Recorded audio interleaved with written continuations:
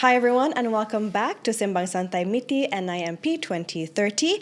I'm your host Sabrina Zainal and today we're going to be looking at AI or artificial intelligence and how this is shaping our everyday lives from the way we learn to the way we work and how Malaysia is preparing for an AI-driven future under NIMP 2030. Now, to help us unpack what this really looks like on the ground, we're joined by a very special guest, Razan Rusli, co-founder of Bento Bytes, a Malaysian tech company using AI to help businesses automate, make better decisions, and stay competitive in a very fast-changing world. Now, welcome to the show. Hi, thanks so much, Sabrina. Such a pleasure to be here as well. Thank you so much. Perfect. It's a pleasure to have you here. Now, let's get started. Now, let's begin with the big one, the big question. People are always saying AI makes everything easier, but is this the truth? And from someone in the industry, is it really that simple? This questions has been given to us quite a lot, actually. So I do workshops on the side and interact with university students, fresh graduates as well. And then most often than not, they'd say AI does help them on a day-to-day basis, but help in a way where it's for menial tasks, like if you ask it what's the weather today, probably it'll give you an elaborate answer, or like what's this recipe, they'll also answer it that way. So short answer, yes, but at the same time, not really, where it can also hallucinate and give you some answers that aren't actually true as well. So we need to be a bit cautious when we use it as well. So there are many challenges behind using AI and using it safely as well. So what are the challenges behind it that the public rarely sees, in your thoughts? So this kind of question is almost similar as well. So what they need to be cautious about is what they use AI for, right? So if it's for stuff like we see in social media, that's for gags, and funny videos, probably that's quite innocent. But in ways, when we use AI that is not guarded properly, for example, in your own companies, when you use to do your own task, you might be sharing some PNC data with the AI model itself, or some very high classified data that shouldn't be shared not only to AI but to anyone as well. So there is that risk as well that we are oversharing with AI and having that over-reliance that we really don't want us as humans to actually go towards. So when it comes to the workplace, do you think it does simplify what we do in the workplace, but does it apply to all jobs? Do you think that it will kind of take over any specific jobs? And it probably will at some point, but at that point, do you think that that's, what are your thoughts on how it can simplify work? We can break it down to two, actually. So there's the task and also the job. So when we're talking about AI, it excels in doing tasks really, really well, right? You ask it to do this, it'll do exactly that. So before generative AI, which is ChatGPT these days, there was automation, there was machine learning, where I can give an example, right? In Excel, if you want to sum up a set of data, you do a formulation equals sum bracket the data set, and then you'll get the sum. So that is a form of automation in a way. But these days, when we're talking about jobs itself, it's quite complex, right? So one side of the coin is that AI can't really replace jobs per se. For example, over here we have like other people like behind the cameras, producers, as well, you and me as well, right? So it'll be fascinating to see AI do those jobs, but in actual reality, there's such minor nuances in a day-to-day that an AI really can't do. For example, lunch breaks, right? When you're working in manufacturing, people would say, oh, robots can replace you. They don't take lunch breaks. They work 24/7. But then at the end of the day, those jobs are only for actual tasks, very minute tasks, and not actual jobs. You'll still need someone to go over ideas and talk about the problems that aren't tasks as well. So in that retrospect, I would say it's still quite a long way and probably not in the foreseeable future. But there is also that side where AI is already replacing jobs. For example, personal secretaries, where they schedule calendars for you or meetings and Like data input and things yes, those kind of stuff. So those are currently being replaced already. like that. So moving on from there, do you think that it will? Is it a fear that should we be afraid that it will make us lazier as human beings, or is that something?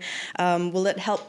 Or sorry, will it not help our critical thinking? Because we use our brains, we use that part of the brain that has critical thinking to do certain jobs. Right. But even now, it's already affecting how we think and how we create opinions and things like that. Right, for sure. Hammering down on critical thinking itself, so it's already happening to us where if we use AI on a daily basis, it actually does affect our critical thinking in a way where if you deconstruct on how we actually solve a problem, there's that initial question, and then that's that critical thinking on how we think, and then that's the action, right? So nowadays, if we use ChatGPT, we do have the question, which we already ask the AI, we prompt it, and then the critical thinking part is also done by the AI. So what we're left with essentially is just the output. And we make whatever it is that we want to do with the output, right? So that is the problem that I see when ChatGPT came out past few years, where it's essentially replacing that critical thinking part that us humans actually should be emphasizing more on. So the way I can give an example of what's a bad example and what's a good example of AI, where a bad example is, for example, what should I do today? Very basic. And then probably the AI can answer, oh, you can go out, and then say, oh, okay, where can I go today? Then you give you some set of places, okay.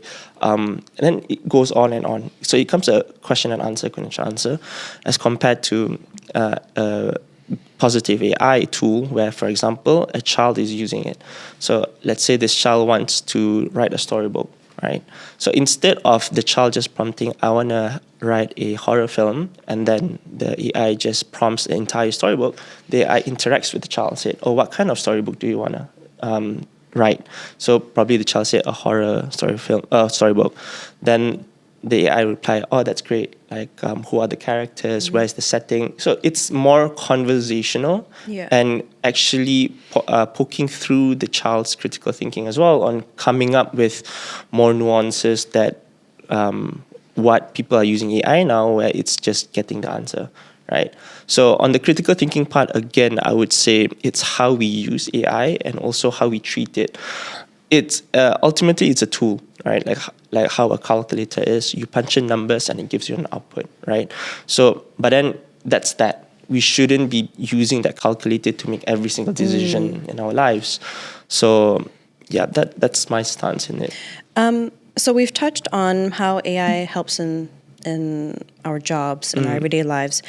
Do you think that it can actually provoke chaos? It's kind of a weird question to ask, actually, but like, No I mean, we've all seen the movies, right? Yes. Terminators. Yeah. Do you think that could actually happen in the workforce? I mean, the ideal world we want an AI like Jarvis, right, helping Iron Man save the world. But there's also that side where it's Skynet in Terminator, right? Where if you put an AI in a situation where they make decisions, it can go various ways, right? It's like you giving a child a knife, right? So a knife is still a tool, but there's a certain way of using it for it to be useful. Same thing with AI as well. And if you combine AI with a robot that has motion and autonomy, then that creates much more complex problems that not only the AI has to solve, but also us humans having to interact with it. So looking at some notable figures right now that we have, like Elon Musk, right? Like he is an advocate of pushing through technology, autonomous cars, robots, and he envisions having a humanoid robot in every house in the foreseeable future. I think many countries are actually producing their own robots now, and I've seen the China ones. Yes. It's very realistic. Yeah. And it is interesting, right? A world where everyone has their own personal assistant robot. But then, like you mentioned just now, what is stopping it from becoming like a Terminator scene, right? So there is that fear even now as well. And I think that fear comes for the later generations compared to the younger generations, where they're much more aware of what they're capable of currently and the potential of it ending up that way. So currently, now how the world is moving, I'd say it's still quite far away from that scenario. But to me, as humans, we always constantly need to have that kind of fear.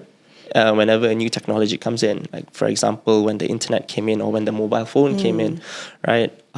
So it's still a bit of a gray area whether it's good for us or not. But to me, if we can make a world where it's like Jarvis, helping not only us, but also all walks of life, especially those who are in need, those facing health difficulties and also some mental health issues, right? So I think this is a strength in that area per se. Yeah, definitely. I agree with that. Now, what about in terms of human creativity? Because creativity is such a broad thing, and it's very subjective, and it comes from the human mind. Yeah. I don't think it will come from anywhere else. That's from my opinion. But what Right. do you think about this? What happens when AI meets human creativity, and do you think they will clash or complement each other? Right.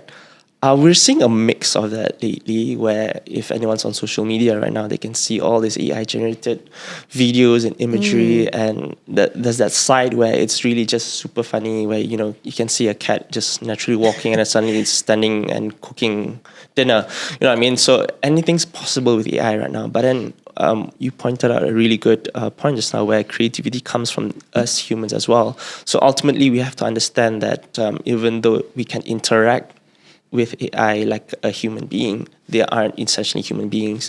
What they are is generatively choosing the most appropriate response to us, right? So an input and also an output. So how we can see it, or if we fear it, we can see it as, if we ask it a question, it'll go through a list of words and see what's most related to what we're trying to invoke on it, right? So then only it'll take the highest probability of what we're looking for, and then it comes out as an output. So what that essentially means is it works on data that we feed it. As long as humans don't stop creating, AI will just be stagnant, right? So AI is as powerful as how us humans are. And I like to see it that way, where though AI does excel in certain avenues, that creativity, that communication, that human touch is still something that, even though we can train it, it really cannot replace us ever. Yeah. Ever. Ever. I hope so. Ever. Let's go back to jobs. Sure. Are there jobs that are actually safe, that won't be replaced by AI? And which ones are the ones at risk based on your experience and your background? Right. Also, there's a lot of avenues here, but I can say the one that is currently moving quite fast is obviously in the data, IT, development kind of roles, where past few years there were AI engineering jobs, but there's been an exponential increase over the years as well. And also the jobs being created that are not that so high level, for example, like data labelers. So what these I've never are, actually heard of Yeah, that. And we were yeah. talking about this earlier as well. So a fun fact, everyone in this room is actually a data labeler. How, right? So when we okay. go on Google and then we go through certain sites at random periods, they'll actually come out a CAPTCHA, right? Or that image verification to verify that you're a human. So what do? The thing will ask, click on the image that shows a car. Yeah. So what do? We click, okay, this is a car, this is a car, this car, this is not a car, this is a bicycle. Then we click next, and then they ask, okay, what's a crosswalk? Then we click on what's a crosswalk. Essentially what we're doing is labeling the data so that Google is collecting that data and also feeding it to whatever algorithm or AI model that they have, right? So essentially we are working for them for free. For free. Literally for free. So, okay, so then that's us.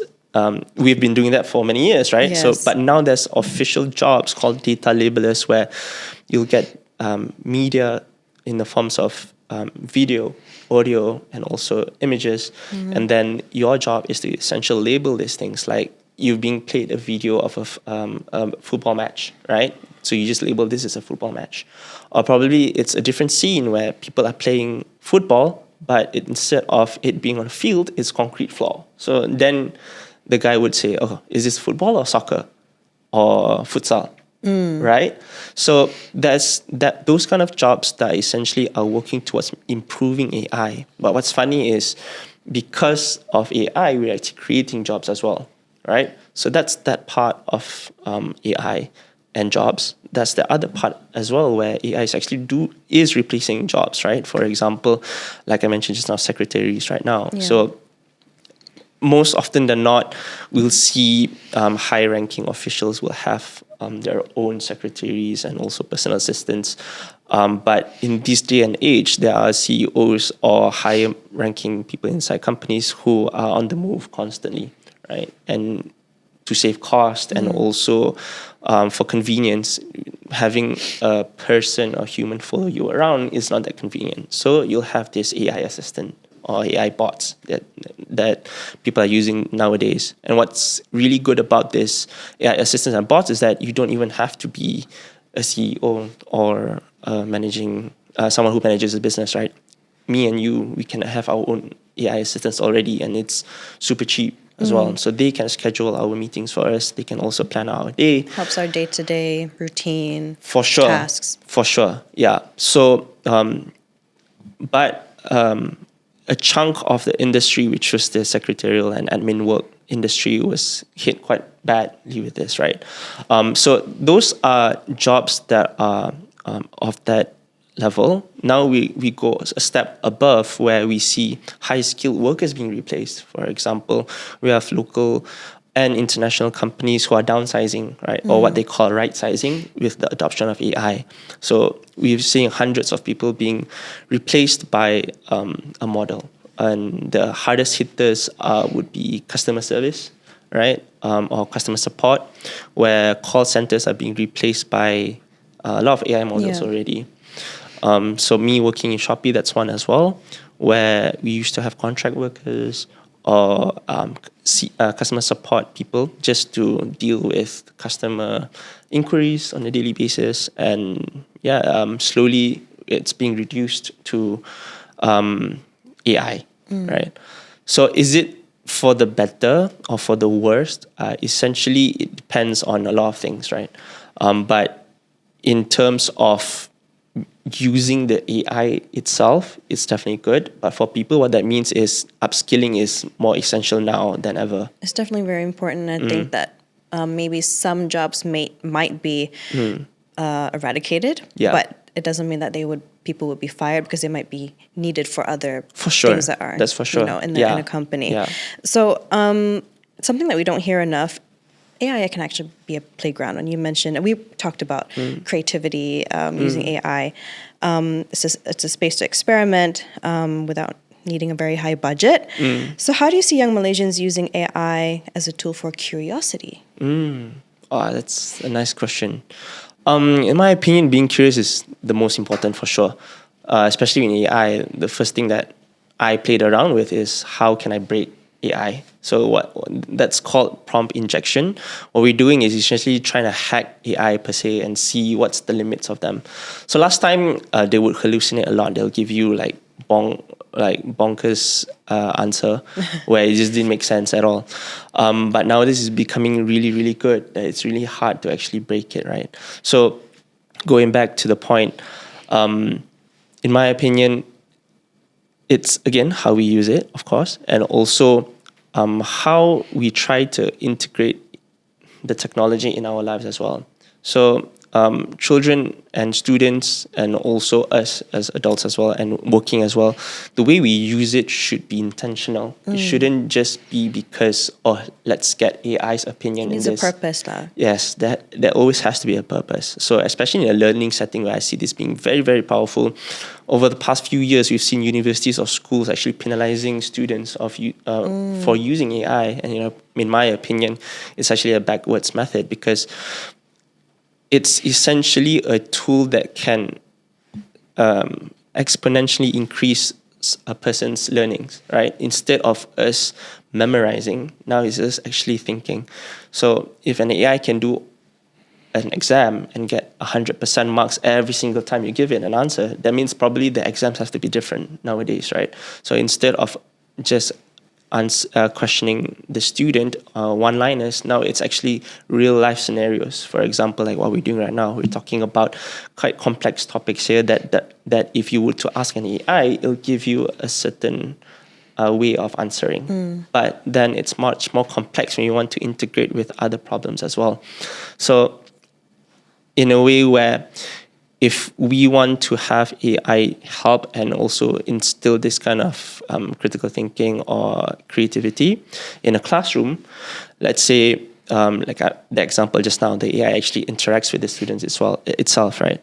So then only can we see that it's not essentially a backwards thing, but it's actually enhancing as well. How I like to see it is actually if each student interacts with AI in a school setting, that it's much more like a companion and saying where that student is and how they can actually grow, right? For example, the AI can say, "Oh, your math is lagging behind other subjects. Probably these are areas that you need to improve on." So what this creates is actually space for the teachers or lecturers to actually focus on bigger picture things, and these micro learnings can be done by AI itself, right? And the student themselves don't really have to rely on their professors much or the teachers much, because They have they're something not to check in with them. Yes. Maybe when the teacher is not available, because teachers are humans. Exactly, right? Like it's not 24/7. Yeah. But if you do have an AI assistant that is programmed to actually help you in education, that's a very powerful tool to have. So, based on your answer, I feel that AI should be used to inspire the next generation. So, a lot of our listeners are students, actually, TVET, STEM, diploma, degree graduates. Maybe you can give them one piece of advice Right. that you'd like them to, as a takeaway. And it could be anything, it could be something simple. So, what would you say to them? I'd say if you're a student right now or still studying, definitely you have to verify and dissect. So what that means is, if you are using AI, or this applies to actually anything, right? Not just AI, but let's just focus on AI. If you're using AI and AI gives you an output, you really have to verify if it's actually true on what they're outputting, right? Check the sources. Also, try to understand your own question first before you answer, and have that intention as well on why you're asking, right?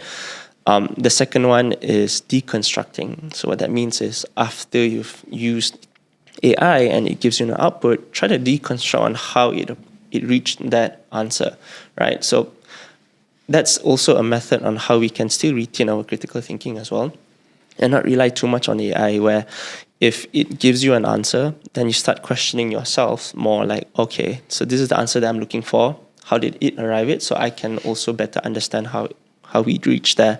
So I think that's important as students also to constantly question and be curious as well on how this tool is actually helping us as well, right? And ultimately, you need to also ask yourselves, do I really need to use this, right? So over-reliance is something that I really would like to remind everyone as well, where a lot of everything is actually not good, right? And if you tend to only look or use a certain thing, which is AI, let's say, you miss out on actually exploring on all the other little things that are actually much more interesting, right? Like asking a friend, asking other people also, or interacting in forums. Back in the day when I was still in university, when ChatGPT wasn't out, right, we still have to write our essays by ourselves, you know what I mean? Like write a 500-word summary of this. More than that sometimes. It's like, well, how do I start? Yeah. Right? So it is those kind of problems that I think that this generation of AI users will actually not even experience, which is a bit worrying, where that's in that moment is when you really challenge yourself on how to actually not only be better, but also act upon your own creativity, your own critical thinking, those kind of things. So instead of us not having that these days, hence we need to start being critical about the things that AI is feeding us instead. Yeah. Now, looking at Malaysia right now, and with the talent growing and digital infrastructure improving, do you think that we are ready for the next wave of AI-driven innovation? Because it's fast changing, it's ever evolving. Right. What do you think?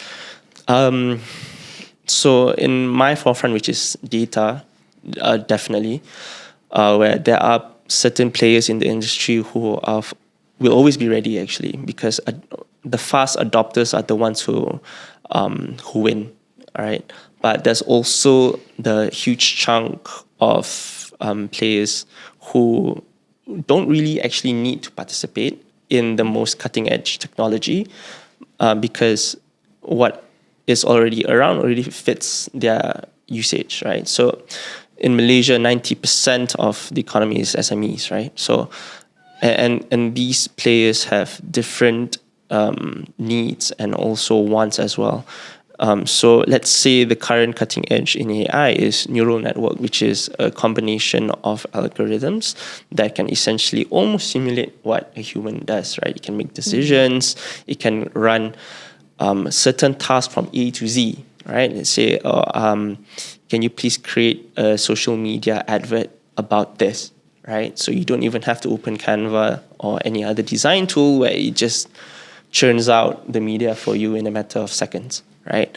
So those kind of things would definitely benefit some people, but in terms of readiness, that is much more complex, where now we have to talk about compliance and regulation and also sensitivity, data sensitivity, because ultimately, let's say we're talking about media, right?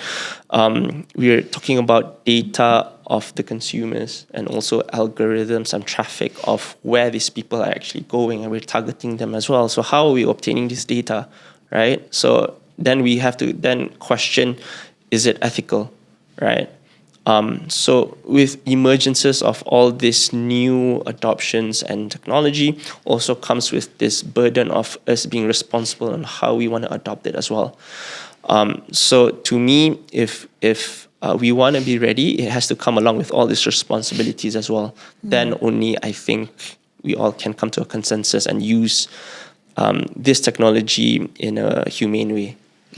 So based on your background and what you do at Bento Bytes, you work with a lot of companies and many of their talents for AI solutions. Can you tell us a little bit about what you do and how this can help with an AI-driven future? Right. So there's two parts of it. One where we're actually building the AI models. So that doesn't actually have any much human interaction. So we're building models where if you put a set of data and you can just interact with the data and then you can get a certain output, right? So it's still generative in a way. But when we're talking about talent itself, we're talking about fresh graduates or still university students. So if I'm looking at them as if they are ready or not, I would say yes. But at the same time, I would say you can definitely improve on your preparedness and your readiness as well. The thing that I always share to everyone is that you don't know what you don't know, right? And how would you know something if you don't know how to ask the right questions as well? So that's the first task for everyone, essentially. If you think that you're scared that AI will eventually take over your job, that's when it's your task to actually go out there and figure out, is it actually, right? Or if you think that AI is going to benefit you in some way, then trust that your gut and your instinct and go and try to upskill in AI and then use it as well. But ultimately, it's a matter of us also living with it, right? So there'll be a certain groups of people who are in denial that say that probably AI wouldn't have much effect in their lives, right? But essentially, in some way or not, anything that is being introduced to us, irregardless if we know about it, will have an effect in some way, right? So my advice is definitely try to be in the know, and if it is a risk of us not being ready to adopt it, then it's our responsibility to also try to get ready for it as well. Long story short, or my final say, with the current young Malaysians right now that I've been interacting with, there's a lot of hope, actually, a lot of potential, a lot of curiosity in this as well. There'll be smarter than AI at some point, or will they just stop thinking eventually? I mean, it's two very different. For sure. Yeah. Probably I've been fortunate enough to interact with people who to me are still smarter than AI, right? To think that a machine can be smarter than a human, it's not impossible, for sure. And I think one day there will be. But then the question remains why, right? Why would we need a machine that's smarter than a human? There has to be a purpose. If it's just for it to exist, I can accept. So it is very novel, right? But then again, the purpose, right? Like, can it interact with us in a way that I can interact with you and other people as well? Or can it also improve not only us as an individual, but as a society and as a community as well, right? Essentially, what we have to focus on is if we have all this smart army of robots, can they essentially help us in our day-to-day lives, right? And I always like to also challenge these fresh grads as well, who are really hyper-focused in wanting to be good in AI or machine learning or automation, is that essentially, if you are at the forefront of technology, at certain point, you still have to look back, right? And these are the people that are probably you won't have any interactions with, but you have the power to actually help them as well. So these are communities that don't even have access to basic needs, maybe, or are struggling in their health, right? So if we use this advanced technology to help them in a way, I think that's a circular, beneficial system, not only for these companies that are pushing for this technology, but also for us who actually need help as well.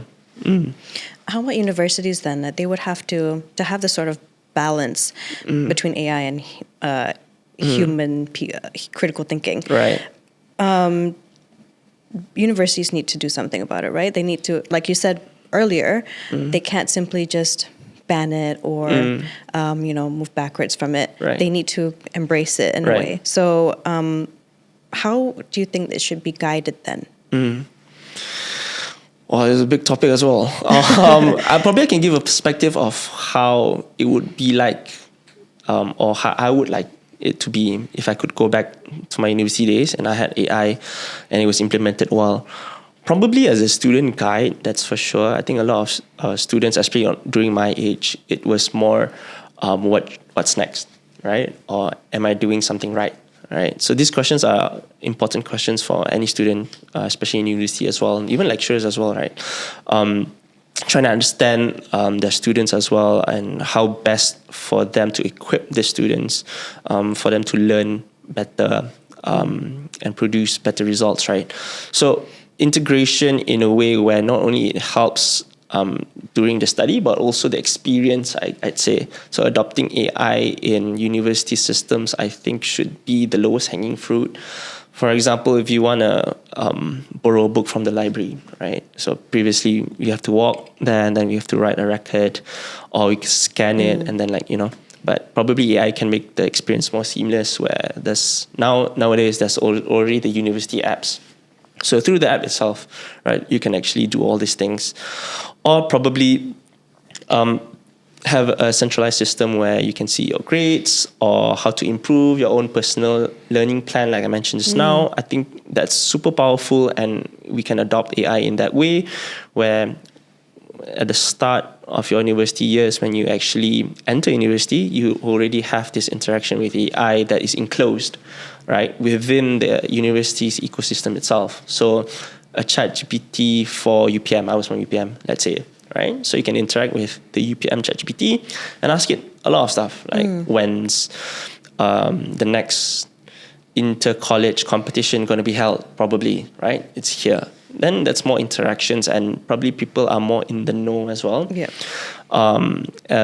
Learning-wise, also, if it's more interconnected, I guess university students are a bit more siloed. Like if it's If you're learning engineering, probably you're just stuck in engineering. You won't know what social sciences are doing or the languages people are doing, right? Probably with AI adoption, there can be some connection to connect these majors together as well. So definitely have to be more creative also in how you want to use AI, and I'm pretty sure it's going to happen. Yeah, I think that's really interesting, like connecting different studies or different departments together, and then coming up with ways for students to create ways on how to solve certain problems that you can see in society, like for example, like mental health, for sure, or like maybe they can like create something that is useful for certain communities, like rural communities that are in need. I think that's really interesting. And hearing you talk about this balance between machines and people, it reminds me of Malaysia's direction with NIMP 2030, our national strategy for building future-ready industries. So NIMP, again, pushes for innovation, green tech, high-value jobs, and an AI-ready workforce, right? So from your perspective, how do AI and human creativity work together to shape the future of Malaysian industries? Oh, that's big question. Big question. But that's a future where I would like to see as well, right? So if we focus on NIP's objective, right, it's to create not only high value jobs, but it's also to increase the medium salaries of certain groups, right? So definitely it's something that I'm looking forward to as well. And when we talk about putting creativity inside there as well, and how us Malaysians, especially in those fields, can adopt it, is essentially making everything more efficient, right? So I was in Texas Instruments before, and then there were a lot of legacy machines that were still around. So it's a balance of legacy, meaning that it's been around for more than 10 years, right? As compared to these newer machines who are much more efficient. We're talking about 70-80% completion rate compared to a 98-99% completion rate of their tasks, right? So having AI supplement not only these newer machines, but these older machines as well would actually benefit everyone in the long term as well.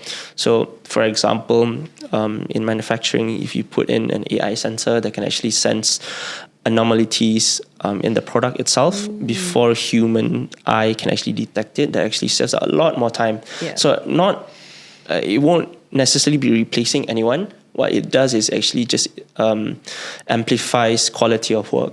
Right, so it's how we use it as well. Another method that we can see is if in plantations that we're already seeing right now with the drones that are being used as well.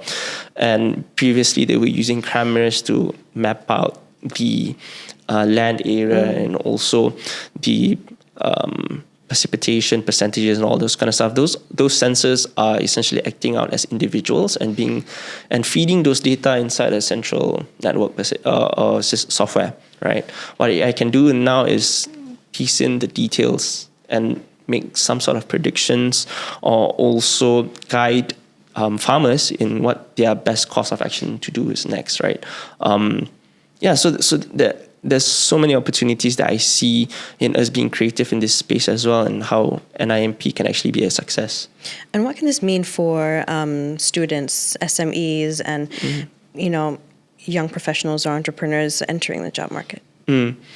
I would say definitely equip yourself with your AI knowledge as much as possible.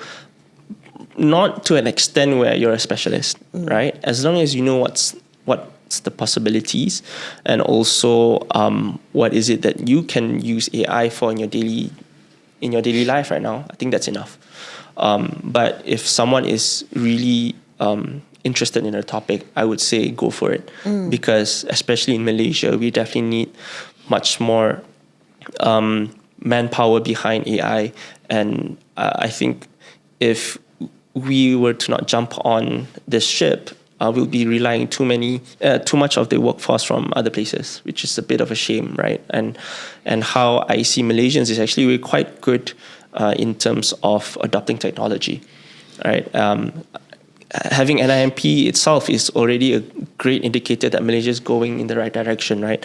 So I definitely encourage all walks of life to go through AI as an opportunity, and also see how you can adopt it not only in your workplace, but also with the people around you as well.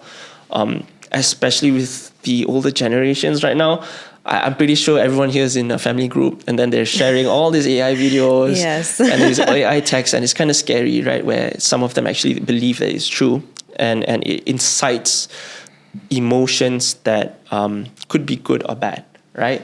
So as much as we would like AI to benefit us economically, I would also really urge us to also look at how it's impacting not just us as individuals, but also the people around us. So definitely need to teach our moms and dad and our grandparents that, just be wary. Yeah.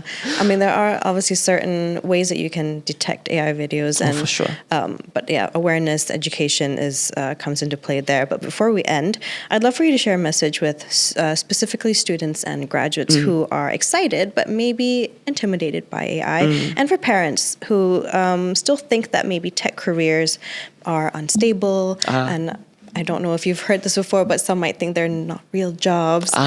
So any messages for them that you have? I'm not sure about the not real jobs, but the digital space in Malaysia is definitely growing, for sure. But I think parents nowadays would actually question if a job is stable, right? So I think the previous generations worked in a place for many years. My parents, for example, they're both lecturers. They've been with their universities for 30 over years. They never changed jobs, right? So to them, it's quite foreign for the younger generation to jump ship every few years, right? So probably those are their concerns, and having all these new tech jobs emerging is also a concern, because there's no historical backing of if that job will actually be around anymore, or does it actually pay well, So these questions are definitely really important, and I guess NIP itself is addressing that problem, right? But my advice is, again, definitely stay curious and also be vigilant. Definitely we need to verify and also dissect as much as possible whenever there's AI. So what we see, don't believe, right? Until you get some verification. And reaction is fine, but ultimately what you want after the reaction is your own judgment, right? It can happen in these days where you'll see someone say something, and there's a huge group that actually advocates for it as well. But then if you really dissect it, it's actually just a certain individual trying to incite these kind of emotions to a certain They have group. a specific agenda. Yes, for sure, right? So I definitely try to find reputable sources. I would say also try to find figures that are advocates of the topic itself, right? I wouldn't say having mentors, but for example, in YouTube, there's so many creators, independent creators that are at the forefront and also questioning on all these important topics as well, and how it can be beneficial and if it's real, and how parents can actually use AI with their kids, right? So Google itself, we can all try today. There's a section called Arts and Culture in Google, and what it does is it shows images of paintings or random images, and what we do is we interact with it by trying to prompt an exact sentence that would actually create that art form. You see, so instead of us prompting to create an image, the image is already created, and we are trying to match it. So those are the type of things that I think parents who are a bit scared in trying to adopt AI try to introduce AI to their children can try, right? So other than that is definitely testing AI itself, and I love to do this. I just like to see what kind of answers it'll give me, right? And of course, if it gives me something interesting, it's just interesting. But if it gives me something wrong, then I'll definitely want to dissect why it's wrong. So having that kind of curiosity and also not be too gullible is what I'll definitely advocate for everyone. That's a good message right there. And thank you so much for joining us, Reza. And it was a very insightful discussion. And I think we can all agree that AI isn't here to replace people, but instead it can be used to amplify what we already do and what we can do in the future. And learning becomes more hands-on that way as well. And to just sum up what we talked about, people can become more creative and more experimental. All it takes is curiosity. And anyone willing to take that first step can be a part of this future. Now, thank you once again for joining us. And if you enjoyed this episode, do stay tuned for more on Simbang Santai Miti NIMP 2030.